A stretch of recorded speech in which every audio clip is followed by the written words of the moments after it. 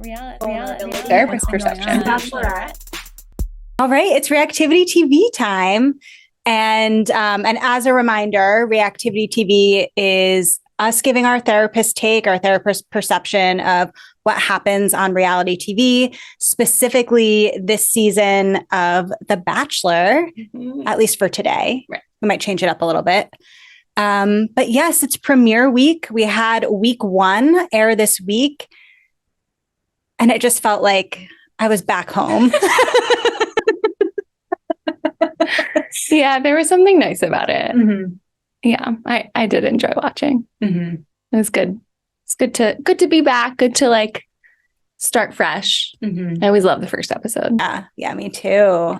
There was a lot kind of going on, Mm-hmm. but at the same time, I felt bored. Like I think that's often my feelings on night one is like there is so much to take in, so many people, so many names and faces and like bios and backstories and so many roses. I don't even know. But yeah, we're here. We've arrived. We're finally back. Felt like a journey to get back. Mm-hmm. But yes, Zach Shallcross's season has begun. Mm-hmm. What stood out to you? Like what was one of your moments or a theme that you noticed from night one? Okay. All right. So this happened very early. Mm-hmm. This was right when the first limo was coming up. Do you know what I'm talking about? I do. Okay. So limo pulled up. He's about to meet the first person and then the first group of people. And they like all cheered together in unison.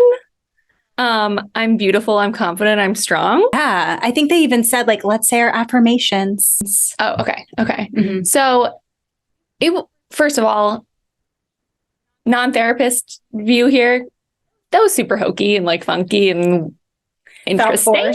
Yeah.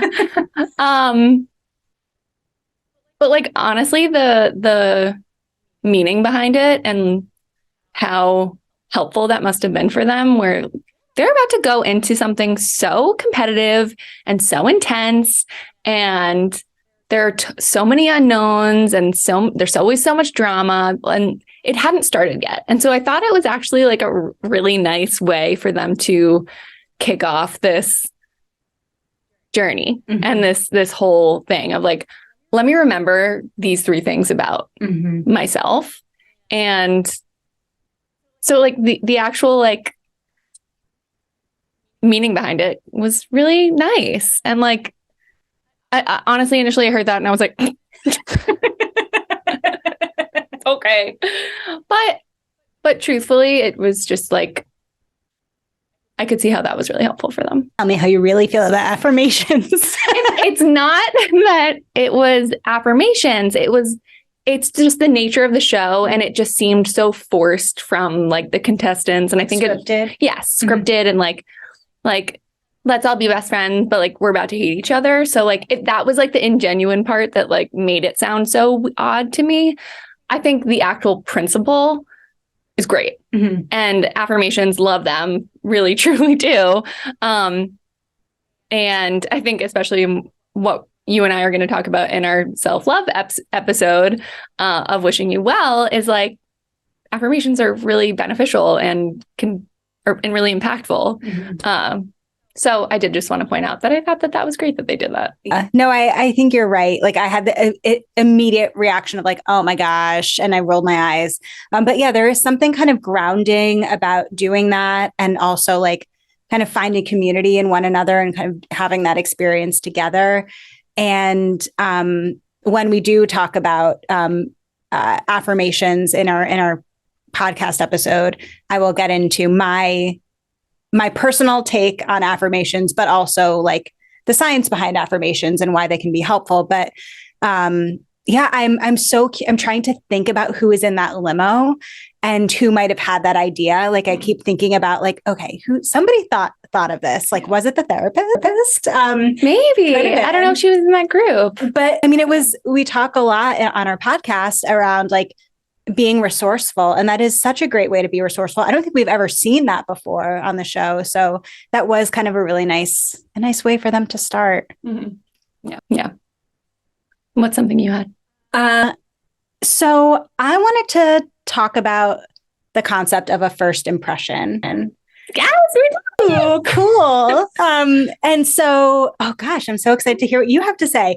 Well, as you know, and if you're watching this, you might know this from watching The Bachelor, but the first episode really centers around the first impression rose. And this season we got a little bit of a change up because we had a contestant that won America's first impression rose, and then someone who would win Zach's first impression rose. And so it really got me thinking about first impressions in general. And I was trying, as we were watching all of the contestants come in, they know what they signed up for. Like, they know that's the name of the game, is that like, you want the first impression rose. The person who has the first impression rose typically goes pretty far. And again, you're one of 30, so you're really trying to stand out. And so I was just kind of watching the different contestants and how they went to different lengths to make a first impression. And in my mind, like, in order to make a good first impression, it's something that does kind of set you apart from others, or help someone really know who you are, an opportunity to really shine authentically as yourself.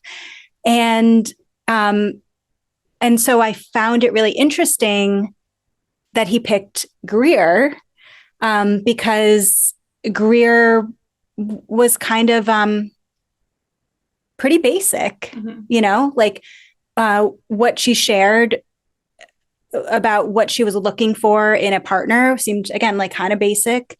Are you talking about when they spoke with each other together later? Okay. What was it? Do you remember what her like first impression was? She brought a cup of coffee. Oh, that was her. Okay. From New York. Got it. Okay. Yeah. Yeah, you're right. Their conversation was pretty normal. Like nothing really stuck out. And so that's, I think, what kind of surprised me about her earning the first impression rose. If I were to put money on it, I thought it was going to be Bailey, the woman he kissed at the limo entrances. I was wrong. But I just was thinking about that. And I guess why it's really on my mind is because I like to relate the show a lot to modern dating. And I'm thinking about, like, again, modern dating apps are huge, dating profiles. And a lot of where I see people get really hung up is that they want their profile to appeal to everyone. And because rejection feels uncomfortable, right? We talk about that a lot. And people on dating apps seem to be really afraid to like really put themselves out there, to really kind of narrow down their pool. It's actually better if you fully put yourself out there in a way, like let your freak flag fly, because then you're a lot more confident that the people that are coming to you, that resonates with them. And I felt like Greer didn't really take that risk of really putting herself out there to Zach. And few of the women did this time. We saw no real gimmicks, no real like costumey type things. It felt like everyone was kind of playing it safe. It's interesting you thought of that as playing it safe, and I totally see how it was that. And I was also thinking it was girls taking it more seriously, because you're absolutely right in that, like, if you want your relationship to work with somebody, you better show them who you are. And I think, like, in certain ways, people can do that through their gimmicks and their costumes and their pickup lines and things like that they start with. And okay, we saw some pickup line type things, but they were still very put together. I also think that a lot of other parts about people's personalities get lost when that's the first impression, because all of a sudden you're known as Shark Girl. Yeah. And like they even put that under people's names. And you can no longer be serious and deep. And like Gabby had such a hard time with not being the goofy one or the fun one, that like she wanted to be taken seriously. And it's really hard to do that when right off the bat you are showing somebody, hey, I can like show up in a scooter and in a baseball outfit, and that will be how you remember me by. So I think it is both. Well, it also made me wonder, like, do these contestants actually know who they are yet? You know, like, do they know anything about what distinguishes them from any other person in their, I think they're all pretty much in their 20s, maybe one person's 30.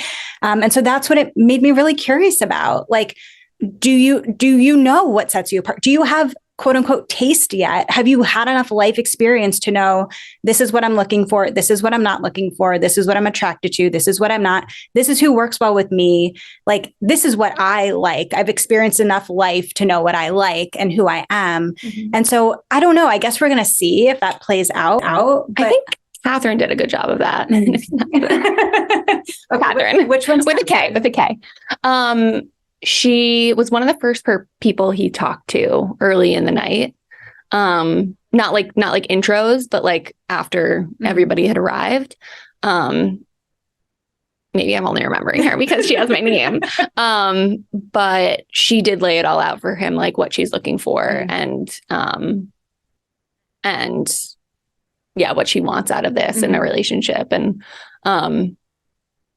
I think he was also like one of the first few people that he called at the end. Yeah. I have to go back and look her up. It's so early. I can't figure it out. But I think even Zach, like, I know nothing about Zach. What does he say he's into? Family, football, and frozen pizza. Really? Oh, frozen pizza. Yeah. I have a problem with that. Same. Yeah.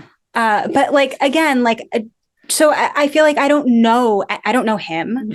I don't know anybody. Like, no one made a first impression on me except, oh God, I can't even think of her name. The girl with the pink dress and the party bus. See, that's Christina. You know, with the last name. Christina Mandrell. Okay. Wow. Catherine.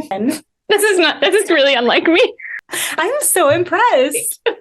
But yeah, I'm kind of left like, they all kind of like are melting into the same person. Like, even their limo entrances, I'm like, I saw a pig, maybe. Yeah.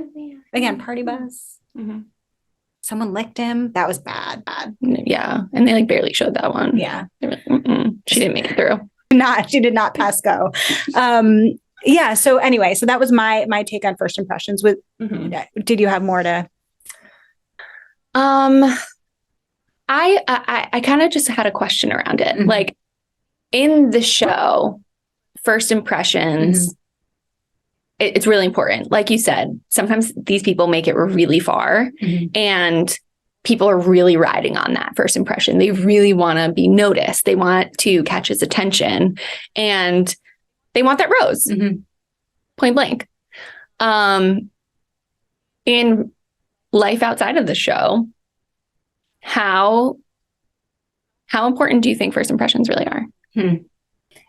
Well, similarly, I've often thought like, well, I just don't have the personality to be on the show, but my husband and I often talk about this. Like, what would you do for like your first impression? Like how would you go about making a first impression?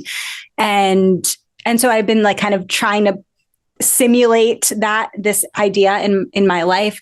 I think first impressions can be meaningful in like continuing a conversation or whatever, or like having enough interest to like take it to like, again, advanced interaction, advancing the interaction. I think people put more weight in first impressions than they should. Like, and I think that's what trips people up sometimes is like, but we had this amazing first connection, this spark, which is what I want to get into a little bit more. But I don't think we can't put all of our weight in someone's first impression, because I make a terrible first impression at all times, like pretty consistently. People think I'm a bitch. Really? because I just like, I'm anxious and like, I'm awkward. And like, sometimes I have RBF going on. And so I've heard a lot of feedback around like, oh, now I've gotten to know you. Like, you're so much different than what I thought. And some people just aren't great the first time. It's, again, not everyone is so extroverted and skilled. And not everybody is showing everybody themselves right away. Yeah. I mean, what do you think about first impressions? I don't think they're as like, they hold as much weight in real life as they do on the show. That people don't get so, I mean, okay, sometimes it, depending on whatever that impression was, and maybe it just seems like it just has to be so negative in order for a first impression to be judged so hard. But I think we all have an ability to be a lot more forgiving than that. And that we all kind of know what you just said, that like, not everybody is everybody and not everybody's being themselves that first, even second, even third time you meet them, especially in the dating world. And so I think that in being understanding and being a little more forgiving, I think people can be a lot of the time anyway. That like people are more willing to give people another shot and another go around before they're like really make up their mind. Yeah. I mean, I hope so. I know for myself, like not in a romantic sense, but like I'm thinking about hiring decisions. I made decisions based on vibe, right? Vibe alone. And that's not enough of a reason, because that sometimes like the first impression, the spark is blinding, and kind of creates a bias and blinders, like where you don't really look at the full picture or all of the information. And again, I think people ride out the spark, the first impression so much longer, like way past its expiration date. And it causes you to kind of like maybe be like overly forgiving of things that don't necessarily make sense. So the first impression isn't everything. Exactly. That's my long story short. That's my opinion. Agreed. I know you want to get into spark, and I wonder if it's kind of going to overlap with what I want to talk about. What do you want to talk about? I want to talk about forcing it. Well, you go with that. So, shoot, what was her name? Did I write it down? Oh, Madison. Okay. So we saw Madison trying really, really hard to get Zach's attention, and to make some sort of impression. And they had one interaction, and she was like, really should have kissed him, or like, we really should have kissed. And because that didn't happen, she wrapped that up as that was bad and she didn't do a good job. And so then she was just on a mission to like fix that. And then it just seemed to make it worse. I mean, we don't know what his decision would have been later anyway. He could have talked to her and already felt like there's no spark. And I'm not going to give you a rose anyway, but he did get to see more of her, and more of her that was pretty unflattering, because she was really forcing something that wasn't there. She was really trying to do something for the sake of doing something rather than letting it naturally happen. Yes. That is such a very graceful way to describe what happened there for her. What's an ungraceful way? I guess I was thinking she was trying too hard. Like I wrote regarding her, I wrote like anxious attachment, like very insecure. And maybe that's what drove like this kind of like forcing it mentality of like just needing to make it work. For the sake of what? I don't know, like pride, ego, relationship. Oh, I don't know. But yeah, I felt really at first I was like, oh gosh, girl. And then after I was like, oh, I had a lot of empathy for her like that. I was just thinking about her watching that back this week and how hard that must have been. And hoping she just goes to paradise and says that she's that girl that left of night one. Yeah. I mean, she made enough of an impression to potentially make it to paradise, but yeah, the forcing it thing. And I think we see that a lot on this show, again, given the nature of what it is. And there's kind of like competing interests around relationship, fame, clout, that kind of stuff. There's a competitive aspect to it. And so you can tell like when there's like the forcing it factor, but it's usually not as overt as what we saw with Madison. But I think, in our relationships podcast episodes, and we've had a few of them at this point, we've talked about that, like how sometimes people stay in relationships for kind of the wrong reasons.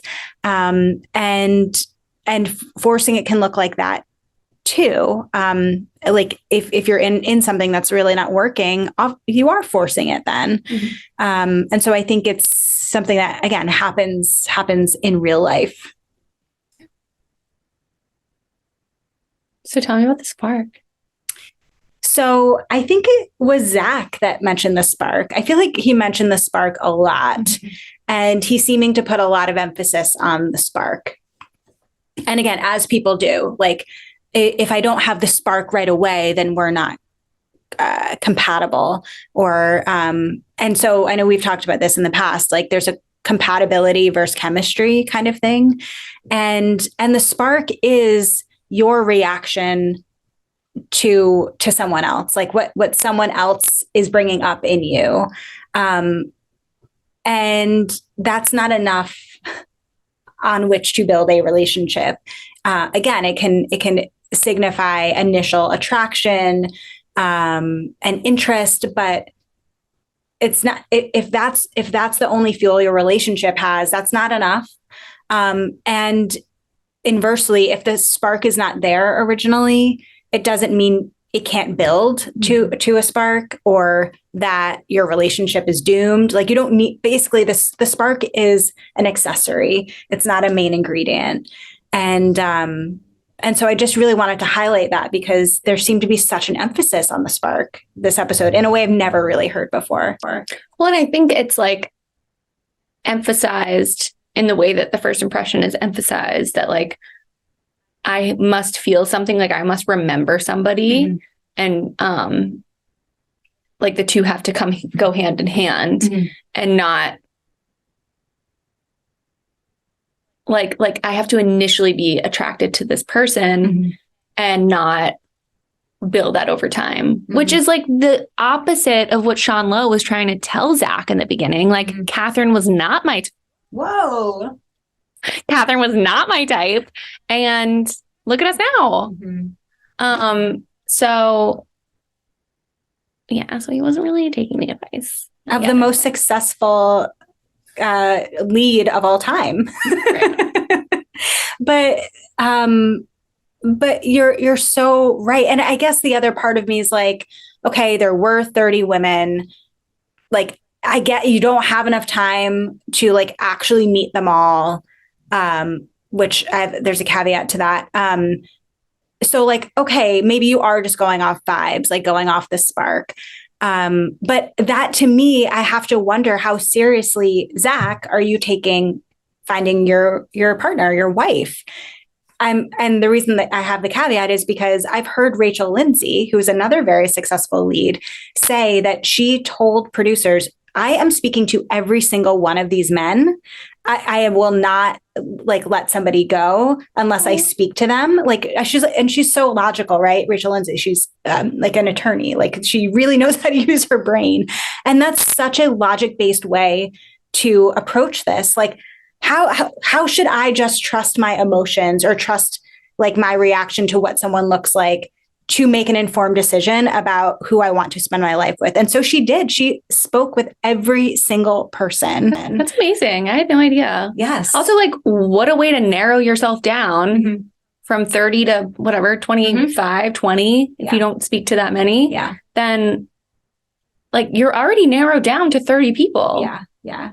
you went from however many people there are in this world to 30, and you just lost out on potentially meeting a really amazing person. Well, this is like a whole other segue that we won't have time to get into today, but it does make me wonder about like the one who got away.